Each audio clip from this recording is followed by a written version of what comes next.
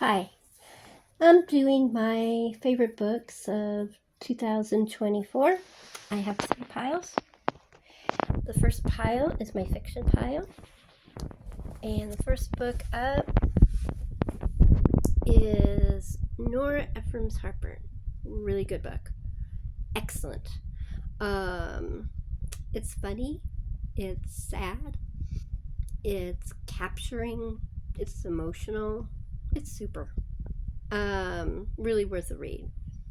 And the foreword is by Stanley Tucci, which is kind of cool considering Merle Oberon is the narrator on the audiobook, which I listened to. Um, Virginia Woolf, Mrs. Dalloway, and those who know me knows I've been hemming and hawing about reading this book because Stream and Conscious and me, I just we don't get along that well.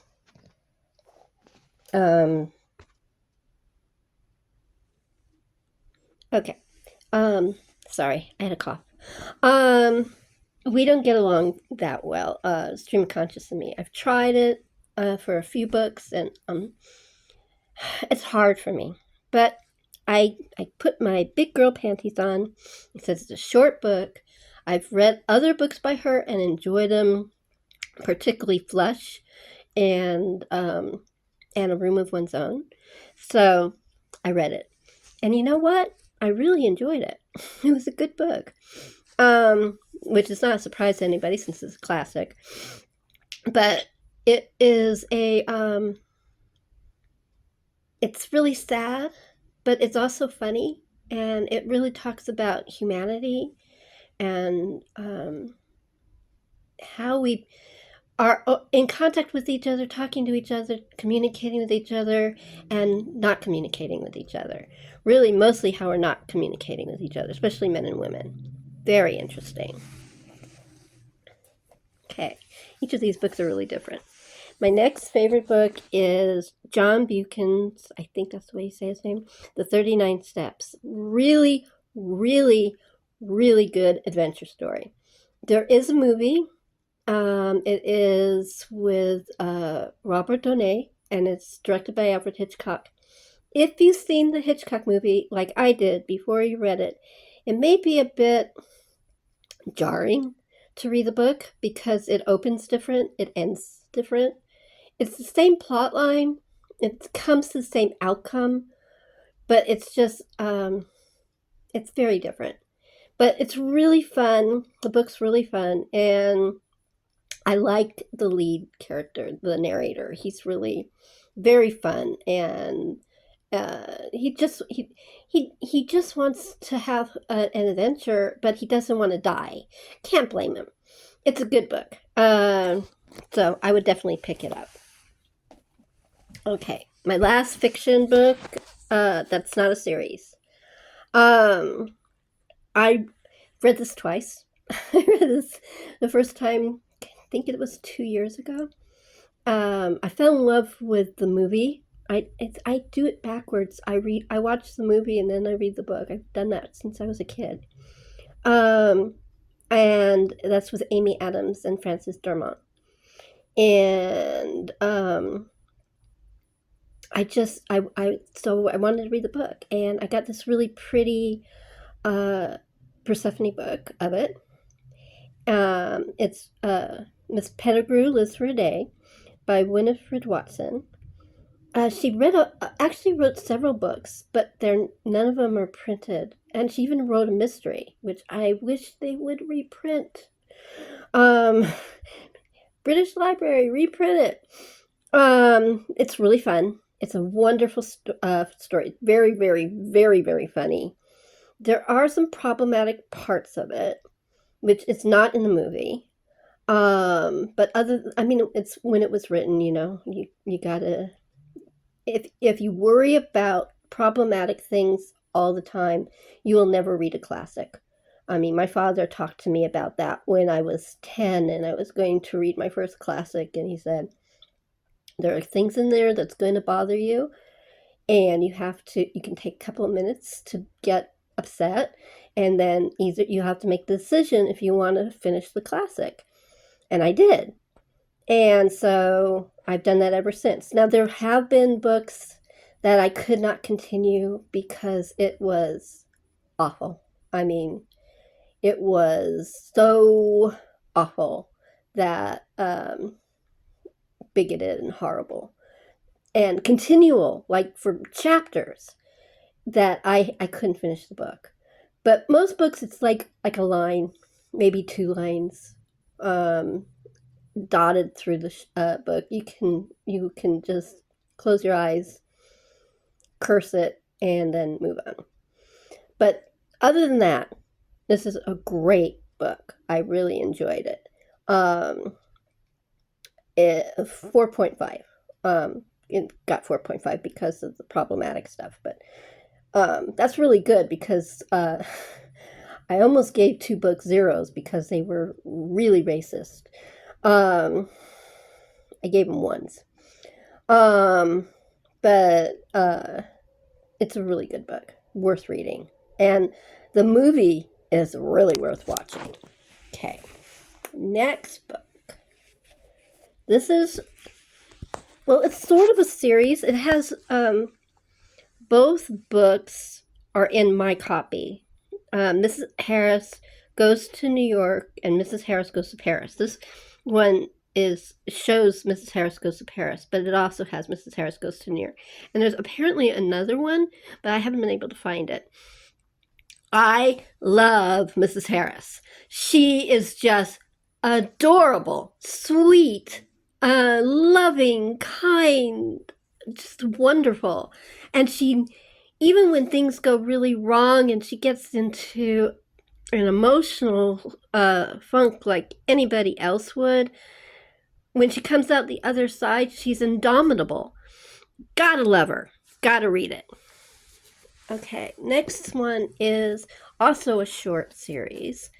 This is called, the first book is called Miss Bunkle's Book by D. Stevenson. I fell in love with this book. This book is just pure fun. It is so funny from beginning to end. It is adorable. It is sweet. You just love the lead. She's just adorable. I forgot her name. Oh, dear. What is her name? Sorry if I'm jarring you.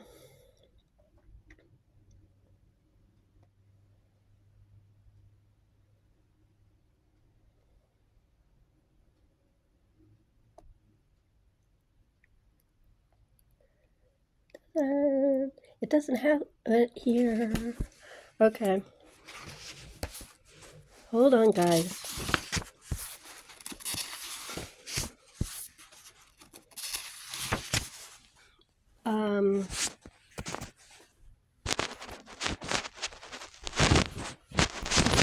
Next book.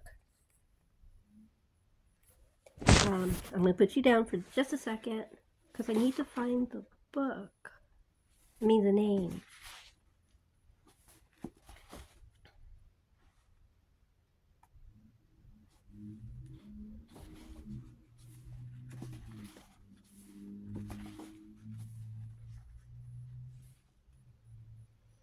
Right. Okay, her name is Miss Bunkle. I can't find her first name, but she's adorable. You just will fall in love with her. I promise you. I'm not very patient. I'm sorry. And this Persephone copy of it is gorgeous. I also got a different one. It's a I think it's called Lambs. I got the series from that. Because I love the series, I bought myself a Persephone. Because look at that. Can't go wrong with a Persephone. Okay. Oh, and there's 3 editions of it. As I showed you, the next one is Tomorrow Murder Club. Now, I read this on Libby. And I fell in love. I read this series so fast you wouldn't even believe it. I was watching the TV series on PBS, and I was looking forward to it because I love Samantha Bond, who plays the lead character, um, um, Mrs. Potts. I love her name is Mrs. Potts. Yeah, she's really funny. She's her first name Judith. Judith Potts. She's just adorable. Um, she's really a great character, and she's a great leader. And yet she's is not really into mingling, but except for when it comes to murder. And what happens in this book is it's a series. There's 3 books out. The 4th one is due, I think it's in April. I've already read all 3 on Libby, so I'm just letting you know. And I read them. I was watching the series. I really liked it. I didn't want to wait to find out what happened, and I have Passport, so I watched the entire series, and then I wanted to read more, so I find out more. So I read this book, on Libby, and then I got the other 2, and actually I'm expecting the second one soon, and I'm getting them one at a time, just so I don't go over my expenses, but it is so good. It is just so good. Marlowe Club Murder Mystery is about Judith, and you find this really fast, discovering that something happened to her neighbor, and the police don't seem to be investigating. And she ends up making friends with Susie, who's a dog walker, and Bex, who is the vicar's wife. And they are the Marlowe Murder Club, and they're indomitable. They're 3 indomitable women. Gotta love them. Okay. Next series. Well, I'm using this one because this is the one I read this year, but it's the Magpie Murder series. This is Moonflower Murder, and there's another one coming out, I think, in March. I love this one too. I at least waited till I watched the entire series before I read it. I mean, I actually watched it as a series is supposed to be. It's by Anthony Horowitz. Oh, I forgot to say the other one is by Robert Thorogood. Both screenwriters as well as authors, and both did the screenplays of their shows. Amazing. So what Anthony did, though, is really amazing to me. What he did was he wrote this book, and the first book is just as big as this one. And it's a book within a book. There's a modern section and a fictional section. That's the other book, which is in the 1950s. And it's really good. It's like over 600 pages, and this one I read in 2 days. When I really get into a murder mystery, I'm a fast reader. It's really the only book I go fast on are mysteries. How do I put it? I'm trying really hard not to spoil anything. The stuff I've told you isn't intricate to the plot, other than telling you that 39 Steps has a different ending than the movie. So I did spoil it. If you watch the movie, the book, I spoiled. But I didn't really spoil it because it has a completely different ending, so you still will be surprised. Does that make sense? I hope so. Okay. So this book is a Moonflower Murders is the second book, and it takes place after what happens in Magpie Murders, pretty right away. And she's drawn into another murder case with another book by the same jerky author. And it's really good. Another really good book. And what he does with his books is beyond belief. When he makes it into screenplay, he deconstructs the book.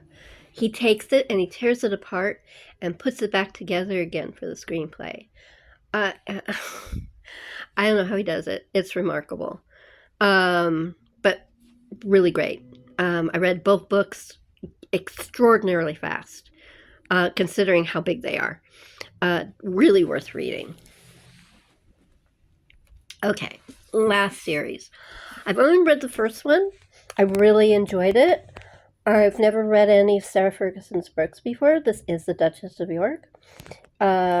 She's been writing books long before she met Prince Andrew, so this is not new. She is a very good author. This is a fictional book, and it has to do actually with a person who was in her history of her family, and she made it into a novel and fictionalized it. I don't want to tell you anything in this one because it's an adventure story, very strong female protagonist. It's a lot of fun. Really, definitely worth a read. I have to read the second book. I have it on hold on Libby. I haven't gotten it yet, but I'm looking forward to it. So that's the last of the series. Okay, now my nonfiction. First up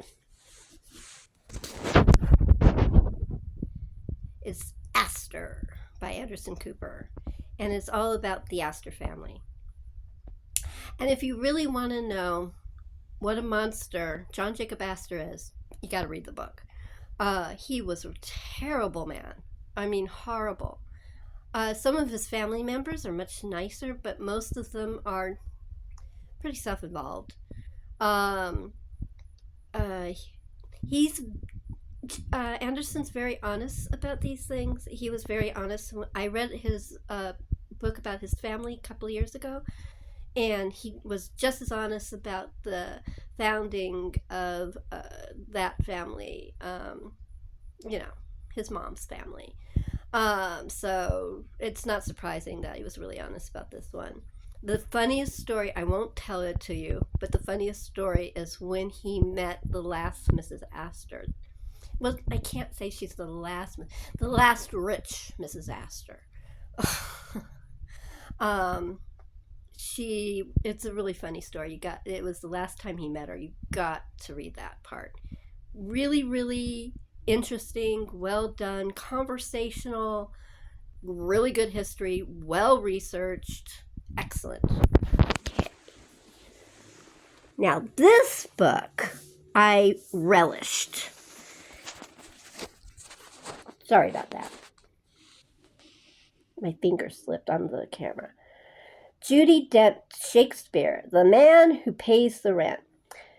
Judi Dench has a photographic memory of everything. I mean, that's probably why she never reads a script. She has someone tells it to her and she just remembers it. She's just got this she can, if you see her, she can recite any Shakespearean sonnet you ask her to recite. I mean, she remembers advice from directors and other people in production, producers and other actors from when she was a kid, when she was in her teens, when she was first at the Vic. It's remarkable. And this is basically another actor is asking her the questions and she's answering. That's really all it is. But it's her memory of it and the detail and her explanation of how you should play Shakespeare. It's just, it's beautiful. It's remarkable. I've read other Judi Dench books. They're always fun, and this is fun too. But this is special, and you need to get it. At least get it on Libby and read it, or take it out of your library. Okay, the next book is The Seven Wonders of the Ancient World by Bettany Hughes, who happens to be my favorite historian. She's also a presenter on television, and she's done a lot of talks about Seven Wonders of the Ancient World, but the way she describes them, anybody can understand her. She makes the archaeological evidence interesting. To me, it is interesting because I studied archaeology, but I don't know if it would be as interesting to most people if it wasn't the way she presented it. She's just really good at giving real information in a way that anybody can understand it. And I love people like that. I have another book of hers about Helen of Troy. She also did documentaries about this book and the Helen of Troy. So you can watch it before you get the book if you want. And you can get this on Libby, as both books on Libby if you want to, and you can listen to their audiobook. What I do if I love a book, I wait and I save up my money, and after I read it, I buy it. So that's me. It's my little reward. But this is a really good book, and it's beautiful. Look at it. It's just gorgeous. Just really. It's autographed. Bettany Hughes. My Judi Dench book is autographed too. I forgot to show you. Isn't the end paper incredible? It's beautiful. Oh, sorry, I'm moving you around. Trying to find my autograph. There it is. I'm never going to meet her in person, so I got an autograph copy. But, you know, I love her. How can you not love Judi Dench? These women are special to me. Now, this gentleman I've seen on Graham Norton. He's a comedian, but he's also was a historian as well, because I forgot what they call it. I think it was Oxford or Cambridge, and he took his something in history. But this is funny. He basically does the entire history of England, and he is just hilarious. You know, he'll call somebody a bounder if they're a bounder, and what he says about King Arthur is just hilarious. If you don't mind history being fun, definitely get this book. It's just so funny. And I mean, like I said, I've seen him being interviewed, and his voice on in the book is just like his voice when he's being funny on an interview show. I thought about, oh, look at the end paper. Isn't that gorgeous? Medieval England. Really beautiful. And then it's signed too. Yay! These are my special treats to myself. I don't get much in life, so I get books. Anyway, that's the last one. Thank you for listening. Bye.